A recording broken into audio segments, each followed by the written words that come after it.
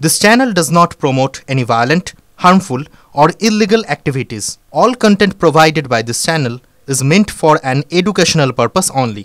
নমস্কার, টিভি9 বাংলায় আপনাদের সবাইকে স্বাগত জানাই। আপনাদের সঙ্গে রয়েছে আমি চয়নিকা। সকাল থেকে যে খবরের দিকে আমাদের নজর রয়েছে তা হলো মালদায় তৃণমূল নেতা খুনে গ্রেফতার দলেরই নেতা। 22 ঘন্টা টানা জিজ্ঞাসাবাদের পর গ্রেফতার করা হয় নরেন্দ্রনাথ তিওয়ারিকে। গতকাল আমরা দেখিয়েছিলাম পুলিশ তাকে ডেকে পাঠিয়েছে, তার দুই ভাইকে ডেকে পাঠিয়েছে এবং টানা তাকে 22 ঘন্টা জিজ্ঞাসাবাদ করা হয়। তার প্রতিক্রিয়াও গতকাল আপনাদের সামনে আমরা তুলে ধরেছিলাম, যেখানে তিনি বলছেন যে আমরা খুনের রাজনীতিতে বিশ্বাস করি না, কিন্তু অবশেষে তাকেই গ্রেফতার করলো পুলিশ। এবং দীর্ঘদিন ধরে নাকি দুলাল সরকারের সঙ্গে নরেন্দ্রনাথ তিওয়ারির একটা জমি নিয়ে বিবাদ চলছিল, সেই বিষয় সামনে আসে এবং এই সূত্র ধরেই এগোতে থাকে পুলিশ এবং তারপর নরেন্দ্রনাথ তিওয়ারিকে গ্রেফতার করা হয়। গ্রেফতার দলেরই আরও এক নেতা স্বপন শর্মা। রাজনৈতিক জমি দখলের কারণেই কি খুন হলেন দুলাল?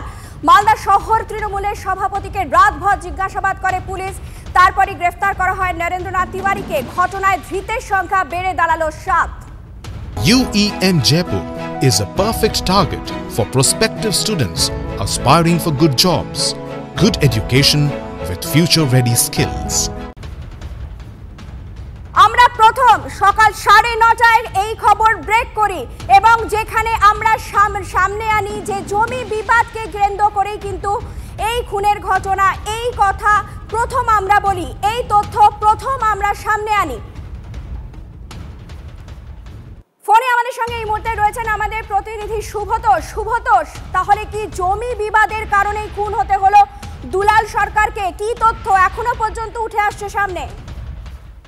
দেখো, জমি বিবাদ তো বটেই, এর পাশাপাশি যেটা গুরুত্বপূর্ণ রাজনৈতিক ক্ষমতা দখল, এলাকাতে আধিপত্য বিস্তার এবং শুধু সেখানে প্রচুর অঙ্কের টাকার খেলা।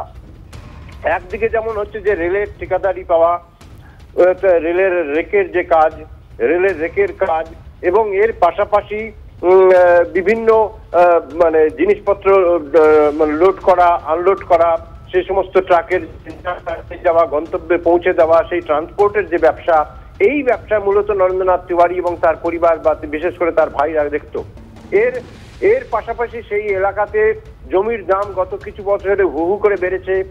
প্রচুর ওখানে সেখানে শপিং কমপ্লেক্স, শপিং মল হচ্ছে এবং এবং রেস্তোরাঁ তৈরি হচ্ছে, হোটেল তৈরি হয়েছে এবং সেখানে প্রমোটারদের একেবারে মানে তীক্ষ্ণ নজর এই জায়গাটাতে। একই সাথে বহু, শুধু নরেন্দ্রনাথ তিওয়ারি বা দুলাল সরকার নয়, বহু তৃণমূল কাউন্সিলরের নজর এখানে ছিল।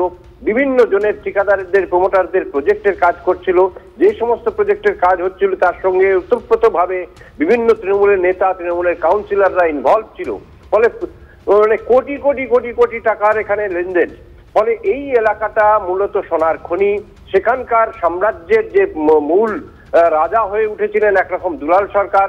ফলে দুলাল সরকারকে সরিয়ে দেওয়াটা একটা মানে খুব স্বাভাবিকভাবে সেই ষড়যন্ত্র হতে পারে এবং সেই ষড়যন্ত্রে প্রভাবশালী নেতারাই থাকবেন। চৈতালি সরকার, তার স্ত্রী, প্রথম থেকেই এটা বলে এসেছেন যে তার ইঙ্গিতটা তার দলের দিকেই ছিল যে সেইখানে।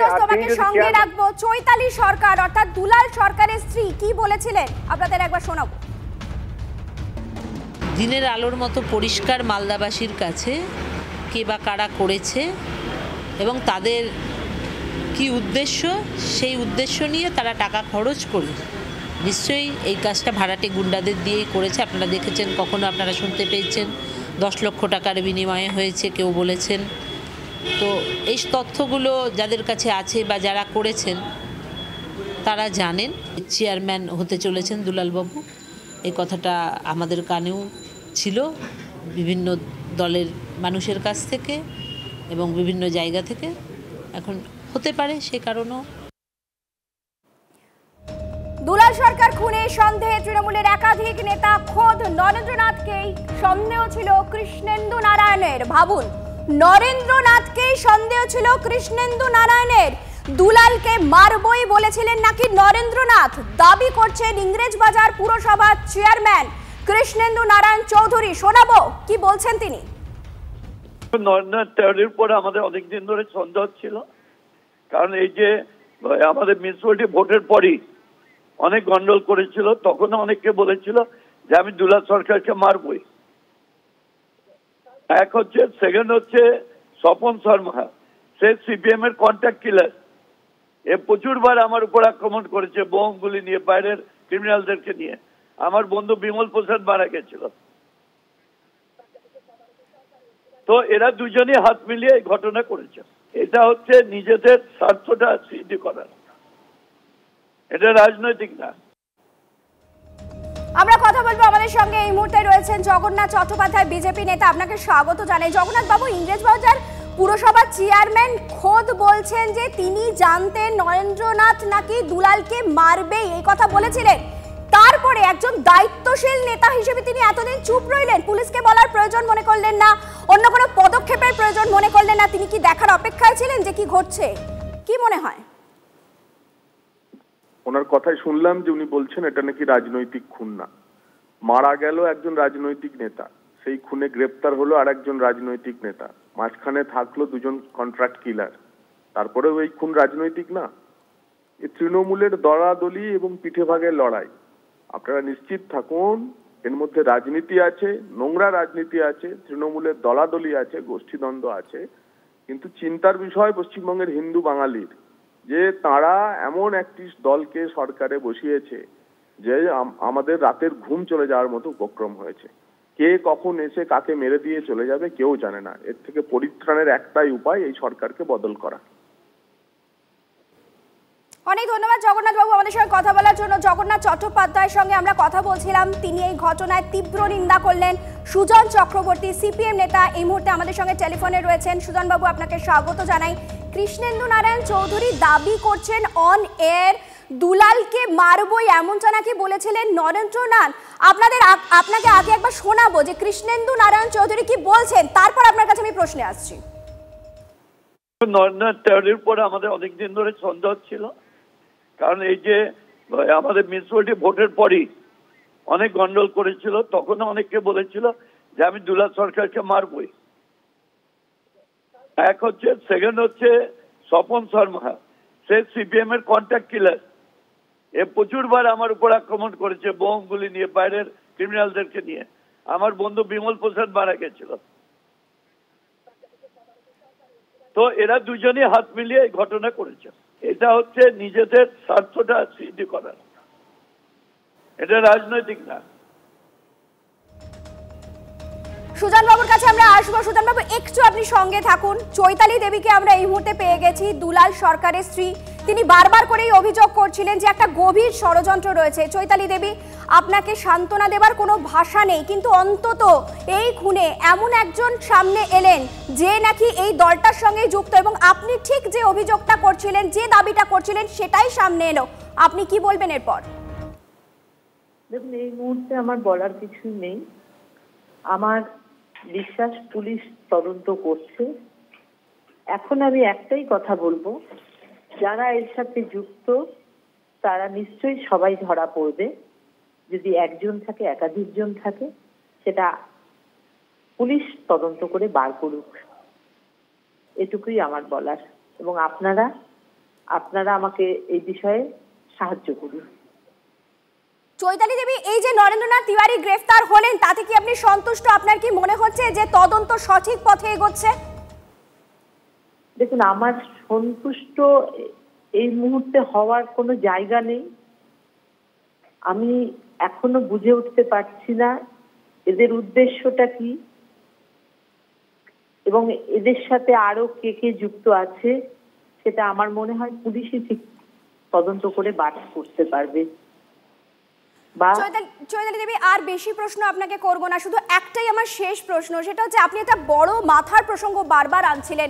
আপনি বড় মাথা যে ইঙ্গিত করছিলেন, আপনি তো তার দীর্ঘদিন ধরে তাকে এই রাজনীতি করতে দেখেছেন, তাই বড় মাথা হিসেবে কি আপনি নরেন্দ্রনাথকেই ইঙ্গিত করছিলেন, নাকি এখানে আরো কোনো বড় মাথা রয়েছে? মানে আপনার কি মনে হচ্ছে? হতে পারে আরো কেউ আছে। আমি এই বিষয়ে এই মুহূর্তে আমার মনে হয় বলা জায়গা নেই। আমার মনে হয় না, যথেষ্টই এখনো তদন্ত শেষ হয়েছে। আমরা একটু তাকিয়ে দেখি আরো কি বেরোচ্ছে। আমরা একটু অপেক্ষা করে পুলিশের তদন্তটাকে দেখতে চাই। অনেক ধন্যবাদ চৈতালি দেবী আমাদের সঙ্গে কথা বলার জন্য। আপনার এই মনের অবস্থায় আপনি আমাদের সঙ্গে কথা বললেন, আপনি কি ভাবছেন সেই মনের ভাবনা আপনি আপনাদের সঙ্গে শেয়ার করলেন। সুজান বাবু, আপনি দুজনের প্রতিক্রিয়ায় শুনলেন, একদিকে কৃষ্ণেন্দু নারায়ণ চৌধুরী এবং অন্যদিকে চৈতালি দেবী। আমি প্রথমে কৃষ্ণেন্দু নারায়ণ বাবুর বক্তব্যে আসবো, যেখানে তিনি স্পষ্ট অন এয়ার দাবি করছেন দুলালকে মারবই, এমনটা বলেছিলেন নরেন্দ্রনাথ। এবং শুধু না, মিউনিসিপ্যালিটি ইলেকশনের পর থেকে নাকি মারাত্মক বাড়বাড়ন্ত হয়েছিল নরেন্দ্রনাথের। তাহলে দল তাকে থামালো না কেন? কেন বাগে আনলো না? একটা খুনের অপেক্ষায় ছিল দল। দেখুন, কৃষ্ণেন্দু নারায়ণ চৌধুরীর কথাও আমি শুনেছি। সবার সব কথার উত্তর দেওয়াটা কঠিন, কিন্তু উনি জানতেন যে নরেন্দ্র নারায়ণ তেওয়ারি এই খুনের ব্যবস্থা করেছে। উনি আগেই বলেছেন আমি মারবই। ইলেকশনের পর থেকে বারবারন্ত হয়েছিল, ফলে উনি জেনে গেছিলেন, বুঝে গেছিলেন যে এটা করিয়েছে নরেন্দ্রনাথ তেওয়ারি। উনি সেটা স্বীকার করলেন আজকে। এতদিন বলেননি কেন? পুলিশকে বিভ্রান্ত করার জন্য? এতদিন বলেননি কেন? তদন্ত ধামাচাপা দেওয়ার জন্য? মুখ্যমন্ত্রী অপদার্থ দাগিয়ে দিলেন এসপিকে, সেটা কেন?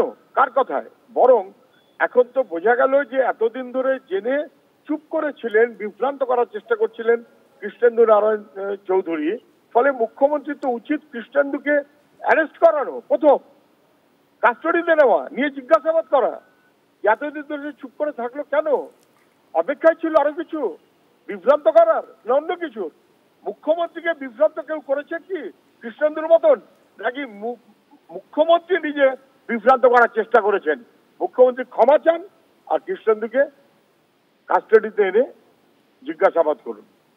সুজন বাবু, আপনাকে আপনার কথা সূত্র ধরে আর একটা বিষয় বলতে চাইবো। কৃষ্ণেন্দু বাবু নিজে বলছেন তার উপরেও নাকি একাধিকবার হামলার ঘটনা ঘটেছে, হামলা হতে পারে এরকম আশঙ্কা তিনি করেছেন, যদিও সেখানে তিনি নরেন্দ্রনাথের নাম কোট করেননি। কিন্তু যাই ঘটুক, একজন পুরসভার চেয়ারম্যান এরকম একটা অদ্ভুত দাবি করছেন, তারপরেও তার কোনো পদক্ষেপ নেই, তিনি তার ঊর্ধ্বতন কর্তৃপক্ষকে জানাচ্ছেন না। বিষয়টা কতটা হাস্যকর এবং বর্তমান পরিস্থিতিতে দাঁড়িয়ে কতটা আশঙ্কা।